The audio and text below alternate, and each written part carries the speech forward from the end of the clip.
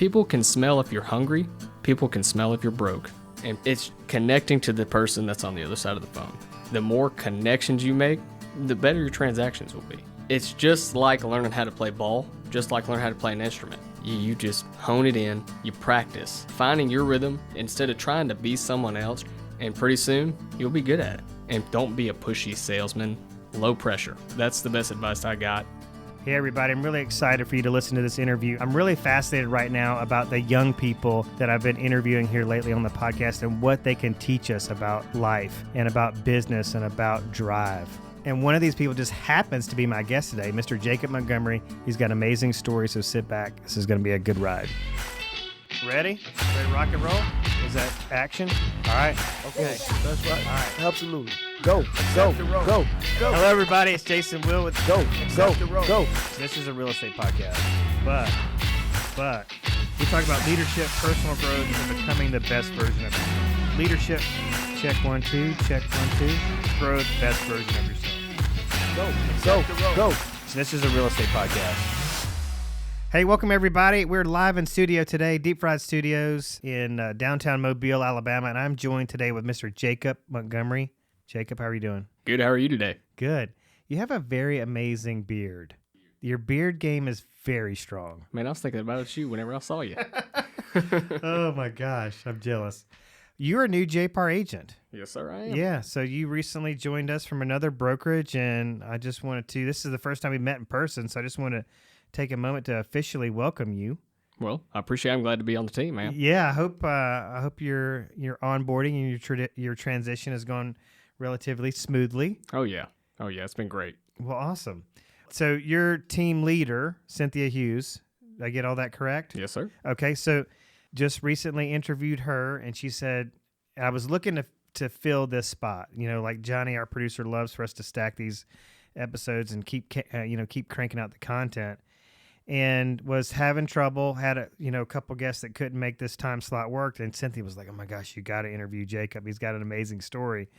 And I was like, well, tell me about it. And so I've just gotten bits and pieces of it. So take a couple minutes and just let us know. I mean, you describe your story as a wild one. Tell us a little bit about it. I'm 23 years old, starting out. I graduated high school back in 2017, if that says much. Mm-hmm. So not too long ago. Went off into the Marine Corps 10 days after I graduated high school. Long story short, got hurt, had to get out, man. And I was like, what am I going to do? You know, my dad, he did 20 plus years. My grandfather did 20 plus years. My brothers are both in right now. So I moved to Huntsville, Alabama, take a private security job with a little bit of the infantry training that I'd had. And I was like, man, I really don't want to do this. So went to the Department of Corrections, and I worked at Loxley Work Release. I worked there for a year. And within that year, I met an inmate that said, I'm getting paid while I'm in prison. I said, what are you talking about? And he says that I got duplexes. And I say, okay, why don't you tell me a little bit about it? So I would take him to the back gate where I was at every day for 6 months. And he gave me a crash course on how to invest in real estate. So the first thing that I had to do was increase my income, is what he said. He said, you're not going to be able to do it here, man. So I was like, okay. And by the way, he wasn't in here for legal reasons. Dealing with real estate, he was in there for DUIs. So okay, just throwing it out there. Yeah. That's good. That was the question that was rolling through my mind. I could see it on your face, man. Like, what is he in for? So, cat's out the bag. Here we are. I'm putting in my 2 weeks notice. Lieutenant said, you'll be back in a year. That was 2 years ago. I went to the oil field, got some money saved up, started doing wholesale off market, sold a few properties doing that. COVID hit, and I was like, what am I going to do? You know, it's what's going to happen to this market? You know, so I went ahead and got my license. Kind of struggled in the beginning. Couldn't afford much. I couldn't afford to get my Baldwin Realtors certification, so I was fencing, driving DoorDash, hanging drywall. I was like, I got to do this. I want to do this. Finally, was able to pay that $1,500 or so. And it's been game on, man. Me and my wife, we also started a condo cleaning business, and now we've got some employees and closed on a deal, ball rolling, and here I am, man. Oh my gosh, it's fascinating. So let's back up just a second. So you're from a long line of career military servicemen in your family. Yeah. And that was your path. That was it. You thought that was going to be it. Yep. You got injured and had no other choice, but had to be discharged, right? And then found yourself at a crossroads of like, what do I do now? Have to find yourself.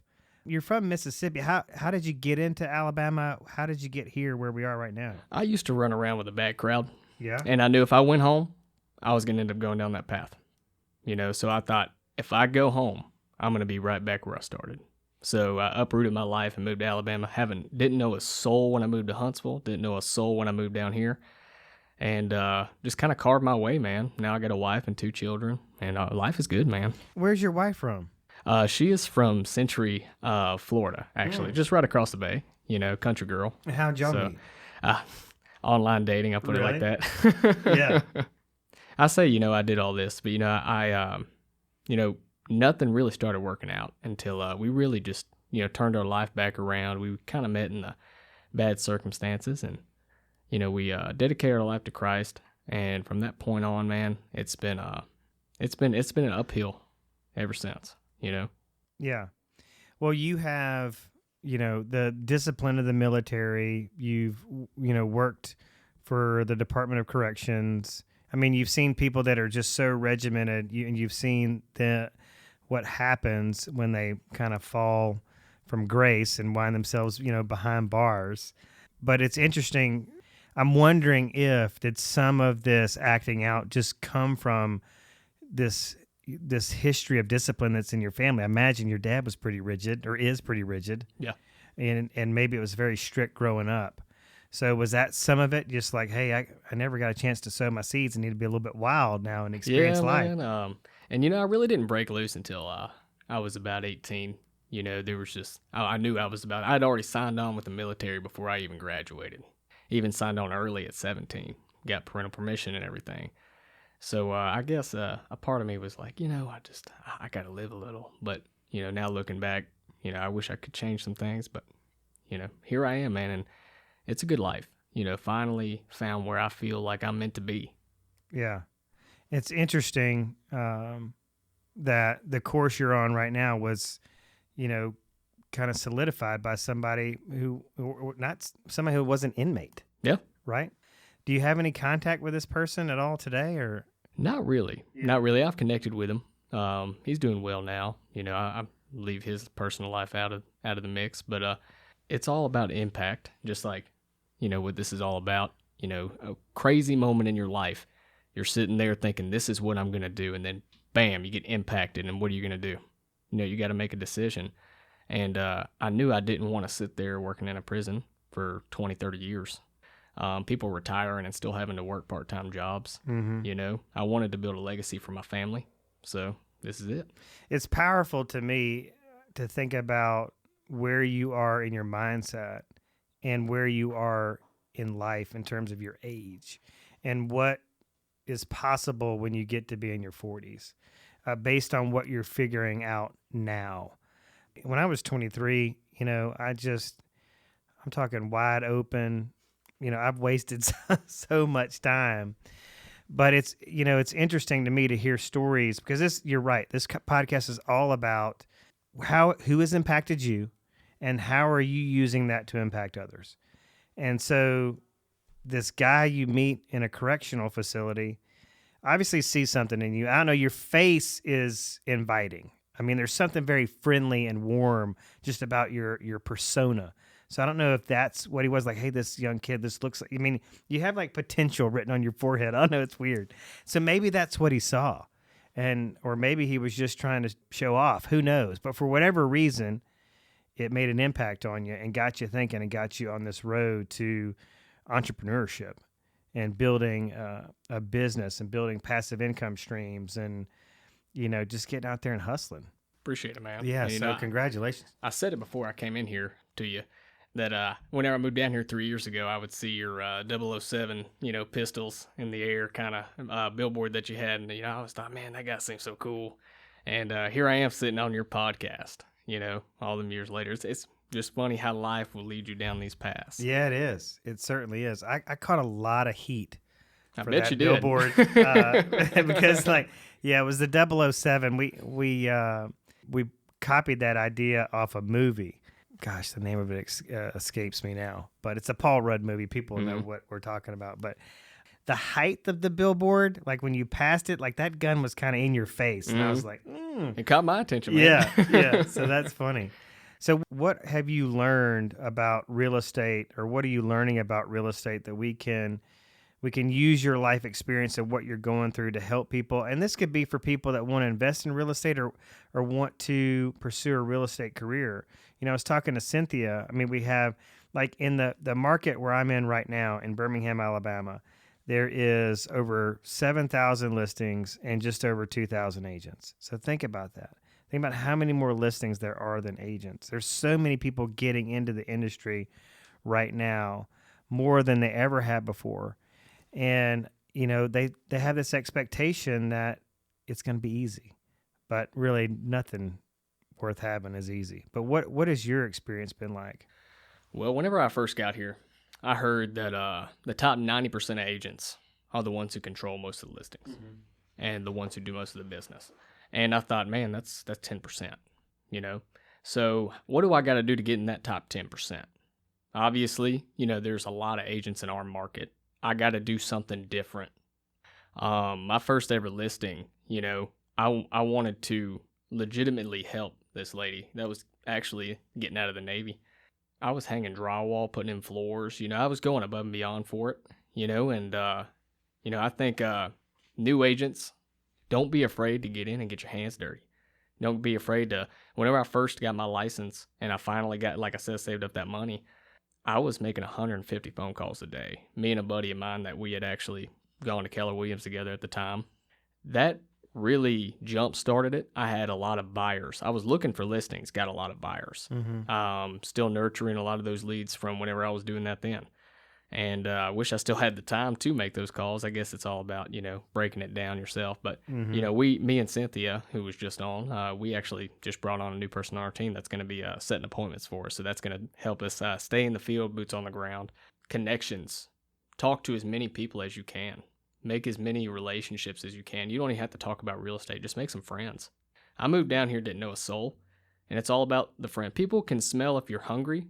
People can smell if you're broke. Yeah. Low pressure.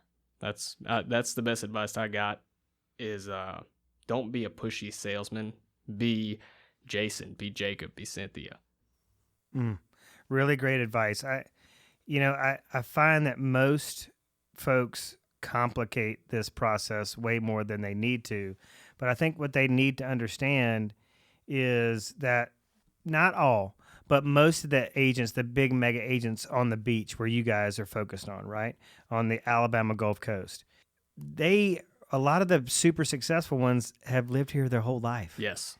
You know, or they have a parent who, you know, has turned over their database to them. You know, they've spent their whole career nurturing their database and they're like, all right, here you go, son.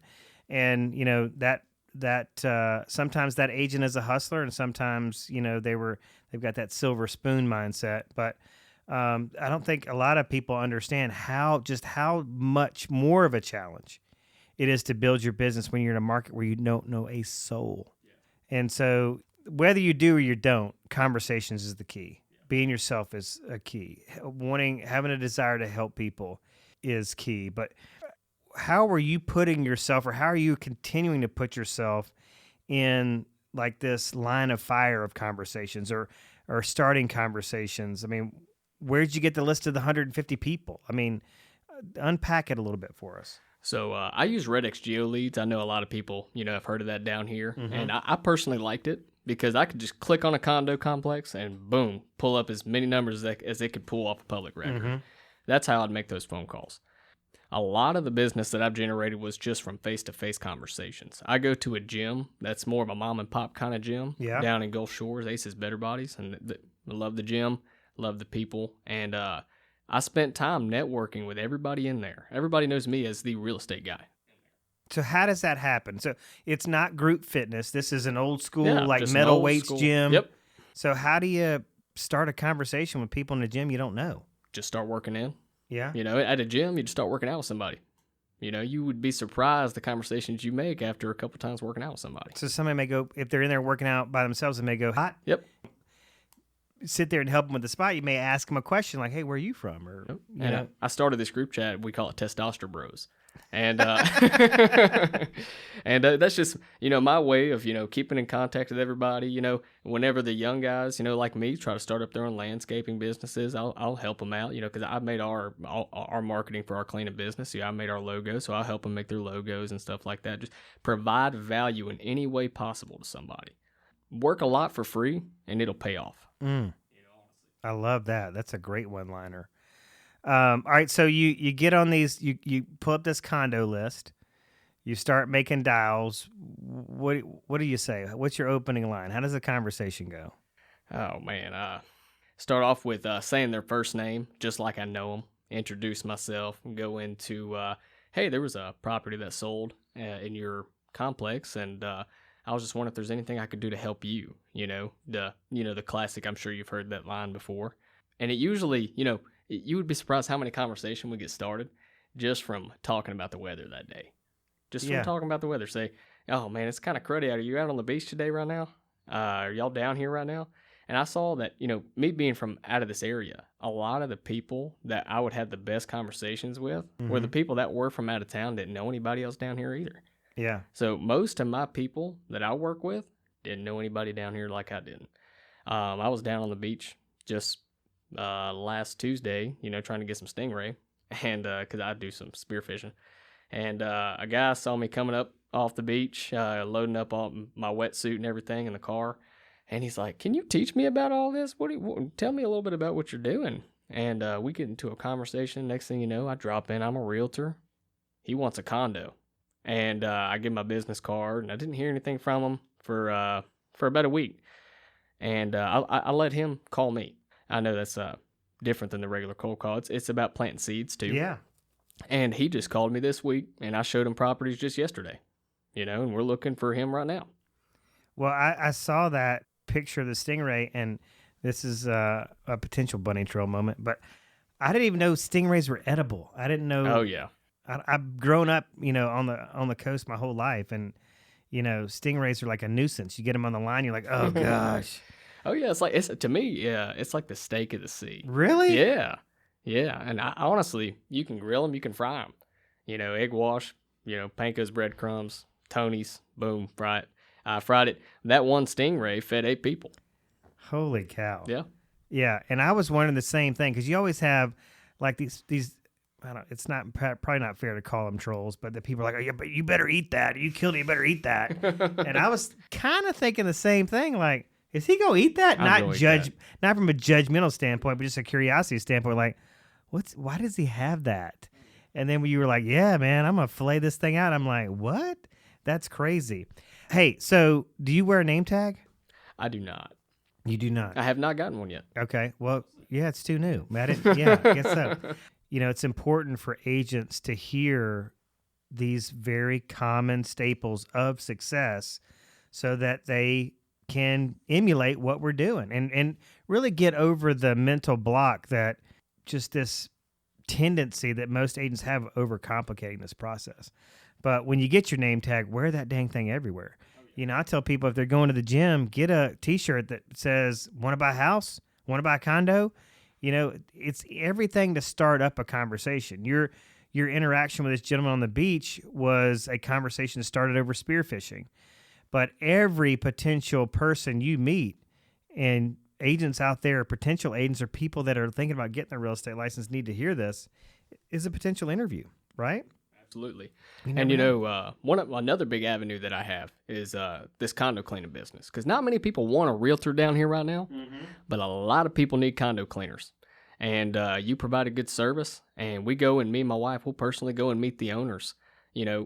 What's a better time to say I'm a realtor than then? How do you find clients for this condo cleaning business? What's happening Gulf Shores, all those Facebook groups. Need a condo cleaned. Yep. Hey, check out this job we did. Mm-hmm. And now we've got people that we clean for referring us. So I've actually priced out properties for some of our condo owners. And I know that I may not have their business right now. They don't want to sell right now, but who says they don't want to buy later? Yeah, absolutely. And that's a really competitive business to try to break into. That's why I was asking. So is real estate, right? You've got to be proactive, not reactive. But I can't tell you how many bad cleaning jobs I've seen, where you walk in, you can rub your fingers across the tile floor and there's just a mound of sand, and it's not a thorough process. So I would imagine if you're delivering a high level of customer service, you're going to get clients. Oh, yes, absolutely. We've got a lot of good referrals from, I kind of take the military approach to the cleanliness. Me and my wife, we started it together. We kind of started out, we had 4 that we were just cleaning together for a little side money while I was trying to get real estate just up and going. Mm-hmm. And now, it's pretty much self-operating. We're very blessed. What I am interested in kind of talking about next is, and we talk about this, I don't know, you said that you were, in preparation for this podcast, listening to some prior episodes, and there is a lot of Christian-oriented conversations that happen on this podcast. Absolutely. I liked it. Yeah. So I'm always fascinated to hear people's testimonies and how this all came about. Just a side note, most of the successful real estate agents I know that are Christians get about 20% of their business from the church, and just being affiliated with the church and being active, not affiliated, active, and not going to the church as a referral source or a pond they're fishing in, but one that they're going to be really involved in. And when, it's just the authenticity factor. When you're there for the right reasons, you're in a occupation for the right reasons, or you're truly there to serve, you're going to see the benefits. God will provide. God will always provide. I love what you said about, working for free. Do a lot of things for free and the money will come. But was there somebody that introduced you or encouraged you to pursue this walk or to get saved, or what happened with that? Well, I was a Christian growing up. I was raised in a very conservative home, and I was adopted at the age of 6. My mother passed away that adopted me whenever I was 13. Yeah, she died in hospice in our home right in front of us, had cancer, just too late, couldn't help her, And as a 13-year-old, that really just made me think, why would God do that to me? Why? And my dad looked at me and he said, you got to think about the story of Job. He lost everything and gained tenfold. Well, I was ignorant. And I stopped believing in God up until I was on and off, up until my son. And I just saw the innocence of it. And I saw that, he was going to copy me. He was going to model me. And I started seeing myself in my child.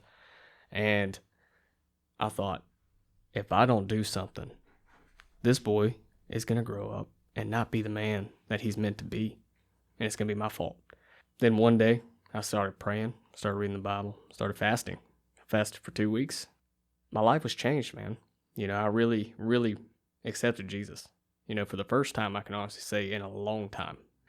It was funny, life was really rough up until that point. We have not had a worry in the world. Me and my wife completely changed, and, now my son, he's 3.5 years old. He's song leading at church. Wow. He's saying his own prayers at night. He won't go to bed unless I sing him I Fly Away or Amazing Grace or something. It's, just seeing God moving in my life, not only in a business standpoint, but in my family. To me, that's bigger than any deal, any transaction.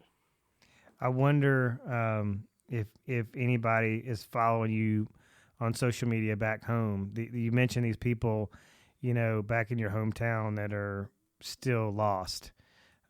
Whether what they're seeing from you is inspiring them.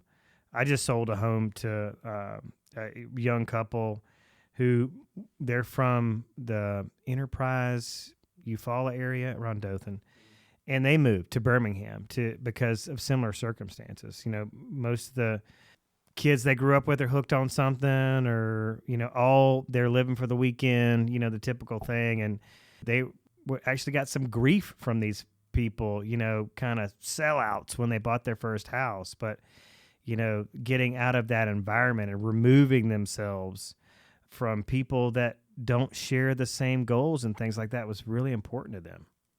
Really, really important. Just did a podcast interview with a young lady who was surrounded by, girls in high school that, are proud of their eating disorders because it's helping them conform to a body type that's accepting in their social circle. So she just surrounds herself with people that are positive, people that aren't going to hate on her, that accept her for who she is and share the same goals and ambitions as she does. So that's a great secret of success. Cynthia and I were talking about a lot of real estate agents that make excuses for their lack of production. And so I think this is a good teachable moment for them. Like, surround yourself with the real estate agents that aren't making the excuses, that are just focused on doing whatever it takes. Are you going to be one of those wit agents, or are you just going to be one that makes a lot of excuses? From your military background, are you very routined and regimented, or is your day kind of just go unfold how it's going to unfold? Or, do you have certain times of the day where you're doing certain activities? I typically like to wake up. It used to be 4 a.m. Thank God, not anymore. I typically wake up about 6 a.m. every morning, cook breakfast, do my morning reading, step outside, sometimes smoke a cigar. Yeah, I know. Bad Jacob. I like cigars. But yeah, that's my morning. And then about 8 o'clock, whenever 8 o'clock hits, open up the computer, look at the local market. What just hit the market? Look at the hot sheet, look at everything that's coming on. And look at what was closed. What did something expire today? Should I call them? Let me white page them for a second, see what happened. And then, we jump out, go run the linens to our condo cleaners and get that started up. And if I have showings, go hit the showings. It's pretty much that, running back and forth between the businesses, man. You know? Why is starting your day with looking at the data, why do you think that's important? Well, as real estate agents, we're supposed to be local market experts. And if we can't tell our clients what's going on in this market, we're doing them a disjustice. And at that point, are you just trying to get the money? Or are you really trying to help somebody? Yeah, I think that makes a lot of sense. One of my biggest initiatives right now is to get agents in a routine. And that routine always starts with opening up the MLS and looking at the hot sheet and looking at what is sold and went pending and expired, just like you said, and just crunching the numbers. And the number one thing our consumers want from us, that what they expect from us, is market knowledge. And one thing I see, it's probably 9 out of 10 agents are not going to go that route, are not going to be proactive about diving into the numbers. They're only going to do the research when somebody says, "Hey, I want to sell this condo." Yep. And then they'll go, "All right, let me go. I better do some research now." So I love that you said that. Just instinctively, that just popped out of your mouth. Like, this is how I start my day. This is why it's important. You didn't even have to think about it. But I'm sure you have experienced agents, even in your young career, that are just very reactive. Yes. And I just, my question to them is, are you the wind or are you the flag? Are you, the flag is at the mercy of the wind. So what are you going to be? I love to use sports analogies, but are you a sports guy? You like sports? Occasionally. I'm more of a fishing guy. Fishing guy. Okay. So whether it's fishing, sports, or music, if spearfishing, okay? So if you didn't do any type of practice, or if you just I'm just going to get in the water and see what happens. I mean, if there was no preparation or no process to your spearfishing, you probably wouldn't have much luck. There's probably a certain time where you need to go out, or maybe the visibility is better. You got to study tides. You have to do things like that. You have to do a little bit of research to ensure that you're going to have some success, because you're going out there to find something to eat. Absolutely. I guess there is a good correlation, if I was to try to connect the dots like that. You jump in the water and you hadn't read the tides. If you jump in the market, you don't read the market. And you target a specific neighborhood. You target this Goliath grouper. I've seen one out there by the jetties. You take that shot, what's going to happen? He's going to drag you out to the Gulf. Right. You take that shot at that owner. And this guy, he owns a multi-million-dollar house on Ono Island, and you can't tell him, what's going on in his market. Or a condo buyer is looking for investment purposes, and he tells you, I want a 40 cap on the beach. And you're like, what's that? Oh, no. You can't even tell him what what the average cap rate is down here, and then you start looking for them till I got you. Yeah, I got you. What's that big fish gonna do? He's gonna drag you out to the Gulf, man. Well, and you mentioned jumping on the phone and making these 150 dials and all this stuff and calling condo owners. And when I ask agents, I try to stay in curiosity with agents because I want to learn more about their thought process and more about what is their mental roadblocks and what's getting in the way of them being successful. I just see time and time again agents becoming that statistic. I mean, you talked about 10% of the agents doing 90% of the business. Well, there's a 90% fail rate. So 90% of the agents are going to fail. They're just destined to fail. I think there's a portion of those that we can save that are really good agents that went through, paying that, not only that $1,500, but that 60-hour course and all the sacrifice to get the license, and just to go, gosh, this is harder than I thought. I thought it would be easier, and they get out. But part of the reason, and there's a word that I hear or a phrase that I hear really, really often, and that is that they have a lack of confidence. And a way to gain confidence is to study the numbers. You're paying for that MLS, you might as well open it up and see what's in there. And I'm sure you've heard, I'm sure you've heard, you're the product of the people you surround yourself with. Right. So I believe the term was 5. The 5 people that you surround yourself with. Are you surrounding yourself with people that are smoking weed, getting drunk, going to parties? Or are you surrounding yourself with business owners, investors, other real estate agents? What are you doing? Yeah. Yeah, I mean, that's a really, really good point. And to my point of, are you going to lunch or hanging around the water cooler in the office around agents that are just really prone at making excuses? And because, being around people that are openly discussing their fears, and there's just a comfort in that. Oh, these people are scared too, let me hang out with them, because people are shying away from challenges and accountability, and that's really what it's going to take to kind of get there. The other thing is knowing the contracts and what the contracts say. So there's very simple ways that we can gain confidence. If you're wearing that name tag and you're in the grocery store and somebody says, hey, what's the best deal on a 2-2 on the Gulf? And you're like, well, I got 3 units in mind. They're going to go, wow. Instead of, going, well, let me get back to my computer at the office and I'll run back there right now and I'll research and I'll email it to you. I think that was a missed opportunity, right? So, when opportunity presents itself, if you're not prepared, you're going to lose it, right? You may not get a second chance at that. Yep. I had a buyer last week. They're looking, whenever we first met down, we sat down at Hazel's Nook. It was actually a buddy of mine we sat down at Hazel's Nook. It was a buddy of mine that I used to go on youth trips with back in the day. And now here we are, grown up. He was from Birmingham. Our churches used to run together.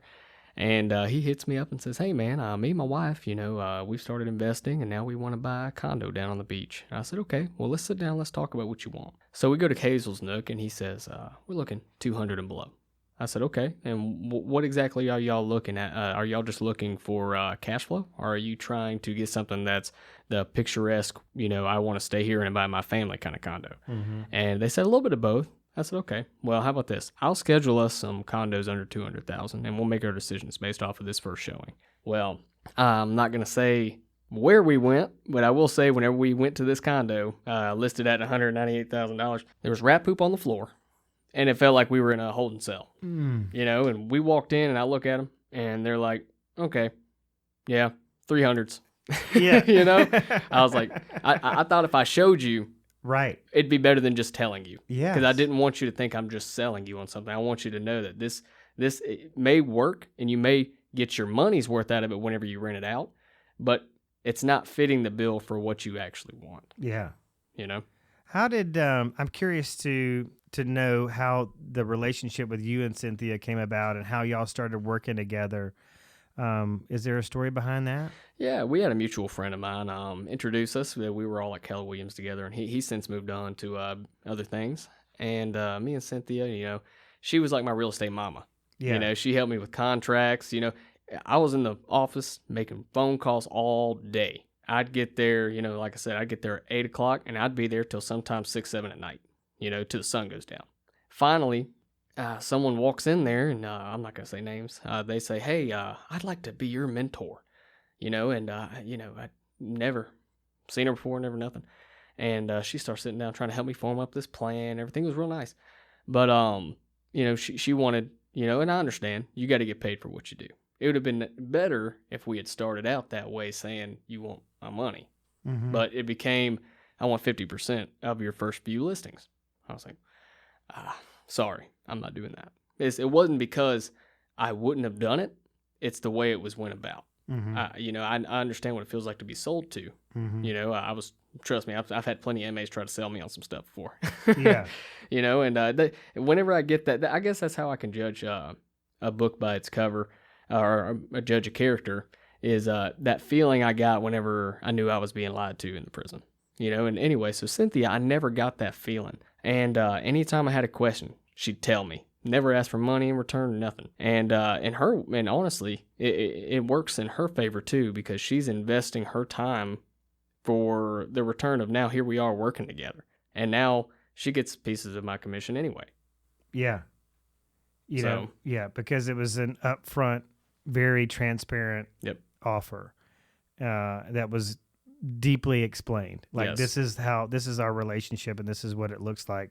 I don't know, that's kind of disturbing to me when I think about how the other mentor approached you, and, just what that might mean for the overall office culture. That's for maybe a discussion off mic. But is there any other advice that you have? Let's say this. I've just passed my test. I've paid the board their dues. I've gotten all my stuff done. I'm ready to report to the office at 8 a.m. or in front of my home computer at 8 a.m. What do I do next? Do you have some next steps that you'd lay out for a new agent? Hold on tight. No. The information is out there. If you went to the meeting that we had in Gulf Shore's office at JAPR today, pouring with knowledge. That's one of the things that I would say is, whenever I first became a real estate agent, I would be in that office every day. I'd walk into top producing real estate agents' office and just pick their brain. They didn't know who I was. I didn't know who they were. But guess what? We ended up becoming friends. We're friends on Facebook. So I guess that means we're really good friends, right? Yeah. No, I can tell you, the most successful agents that I have seen right out of real estate school, they ask a ton of questions. It's just something so simple. And they'll say, hey, I'm sorry, I'm new, I may be getting on your nerves. Sorry if I'm asking too many questions. But it's the quiet ones I got to worry about. Yeah. The ones that don't want to reveal that they're lost or that they don't know everything. Those are the ones I'm really concerned about. And I'll tell people, listen, I get it. The next 60 or 90 days, you're going to be a pain in my butt. Mm-hmm. You're going to be like a 2-year-old asking me a bunch of questions. But that's how I know you're going to succeed. If you're quiet, you don't want to bother me or bother other people, it's going to be a problem. My first open house was a $727,000 listing at San Carlos. Wow. And I didn't have a sign. I didn't have the money to get the sign, man. I was like, what am I going to do? What am I going to do? And, sure enough, there was an agent in the office. He had signs. And he goes, hey, man. I went around and said, hey, dude, can I use your sign? Asking people. And he was like, yeah, man. Yeah, you can use my sign. And if that initial friendship hadn't been built, what person would just let you take this nice custom, sign with you, in your car, not knowing if you're going to come back with it or not. Right. It's about the relationships, not just relationships with people that are going to do transactions with you, but relationships with people that are in the business with you. The buyer's agent on my first ever deal, me and him are still friends. We talk, and it's funny, we had actually done a deal outside of, being agents together. I had sold him an investment property. And, we just reconnected through selling the same property whenever we ended up being agents. But, it's just about continuing relationships. It doesn't matter who it is. Give them a text, give them a call. Hey, how you doing today? Just checking in on you, Yeah. I was talking to an agent, this has been a couple years ago, but he would, every day, he had a habit of opening up his phone, going to the contact list on his phone and just swiping. And then whoever it landed on, he would just spark up a text conversation. Hey, man, I hope you have a great day. And that would just lead to things. It would, because he wasn't a big cold caller. He's never going to be the agent that goes in the office and makes 150 dials. He knows that about himself. But he also knows that, this is a relationship business. And so he does a lot of networking events. That's his prospecting.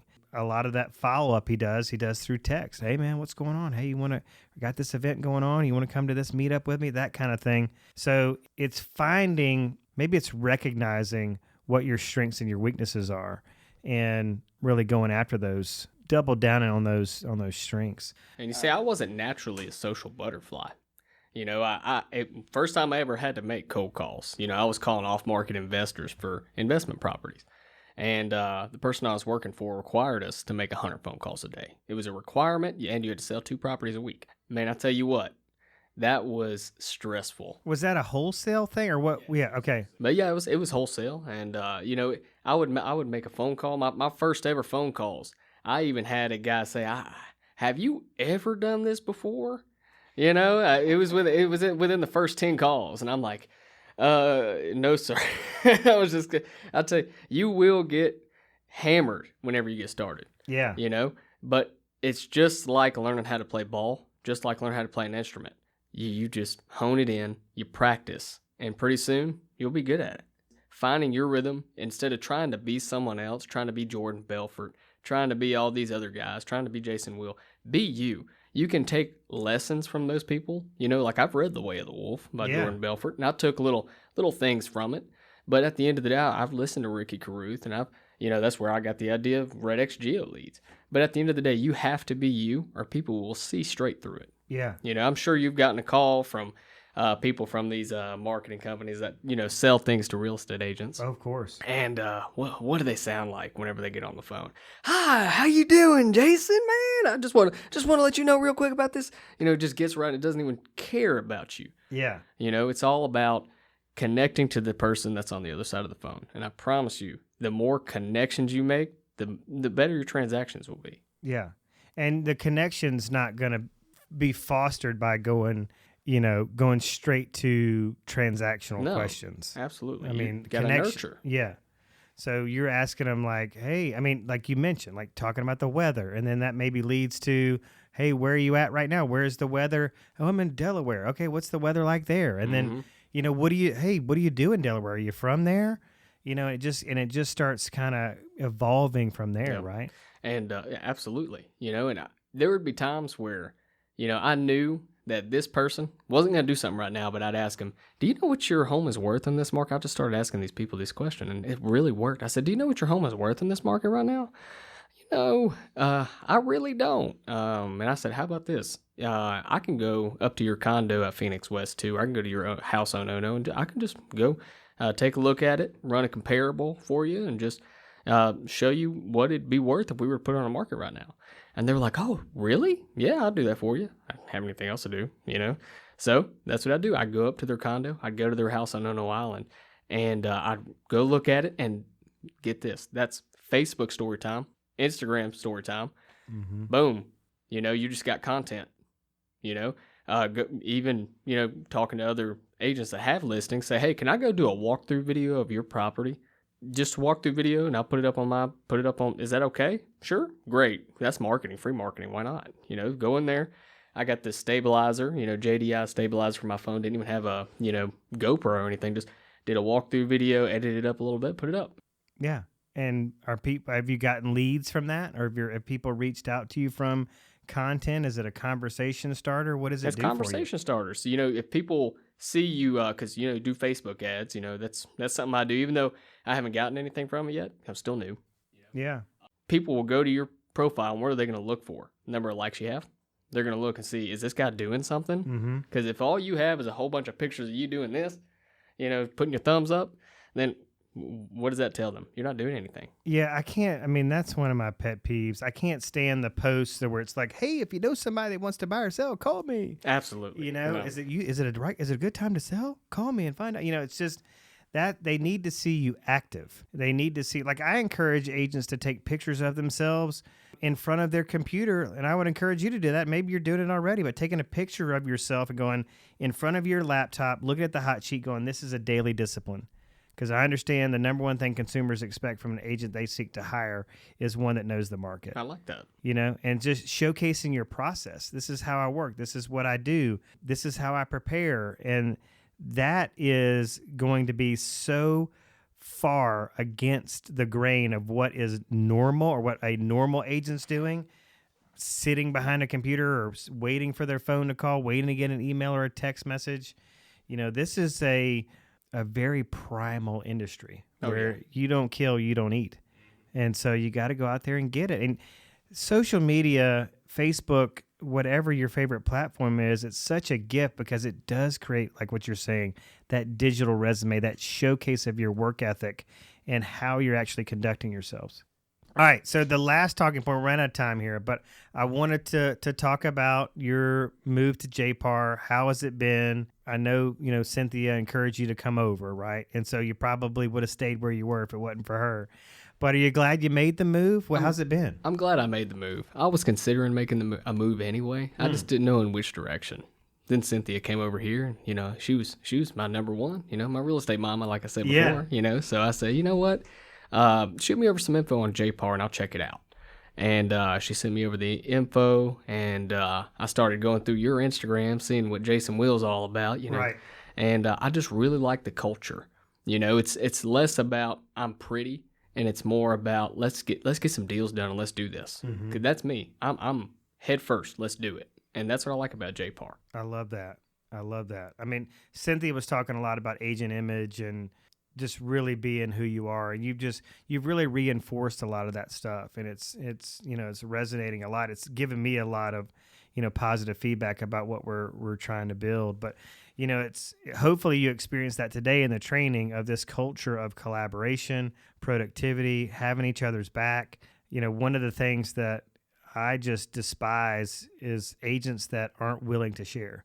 There is a really successful agent here in Mobile. We've reached out to him a number of times saying, hey, come teach, come pay it forward. Oh, I don't give away my secrets. And that's not the agent we're looking for. We're looking for the agent that understands that there is so much business out there. There's actually enough for all of us. And the more we collaborate, the other thing, like nobody succeeds alone. I mean, we wouldn't be here talking. We're not sitting here talking right now because of something you did. It's something somebody else did, some other impact somebody made on you. A guy that had too many DUIs, a seed that he planted has set you on this road to get you here. And I just encourage people not to forget that they're not sitting where they are. Their current station in life, if it's one of success, they didn't get there by themselves, right? And so I'm really happy that, you and Cynthia connected. And that obviously she came to JAPR and that you came with her. And it's going to be really exciting to see what you guys could do together. Because like I said, I mean, you got potential written on your forehead. Well, appreciate it, Jason. Yeah. It's been great being here, man. Well, thank you so much for coming in and sharing your story. I really feel like we barely even scratched the surface of your story. I mean, because, you just kind of dropped that adoption, bomb on us, and I was there's got to be a lot there. Just a summary, I promise. Yeah, so we're gonna have to do a part 2 to this. Okay. Once you reach a milestone in your business, we'll come back. We'll talk about that as the team grows. Just kind of see where this relationship goes. I love team building. I believe in teams. It's one of my biggest initiatives. I try to instill that into agents. I mean, you mentioned Ricky Caruth, a great guy who gives out a great deal of information. He tried to get me too. Well, he and I don't see eye to eye on teams, but the argument I try to make to him is that he has a team. He has a licensed assistant, and his dad's in the mix somewhere, but he likes to say that he's this big, successful single agent, and he doesn't believe in teams. But nobody succeeds alone.